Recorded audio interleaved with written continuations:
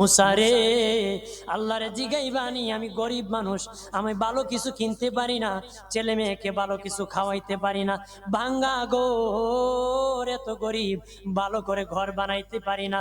আল্লাহরে জিগাইবানি কি করলে আমার উন্নতি হবে, ধনী হব, টাকা পয়সা হবে। আল্লাহরে জিগাইবানি। আল্লাহ মুসা নবী কই ঠিক আছে, আল্লাহরে জিগাইব তুমি কেমনে ধনী হইবা। আল্লাহ নবী মুসা নবী তিন রাস্তার মোড়ে যা দেখে একটা লোক বসে আছে, তার দুই হাত নাই, দুই পা নাই, দুই হাত নাই, দুই পা নাই।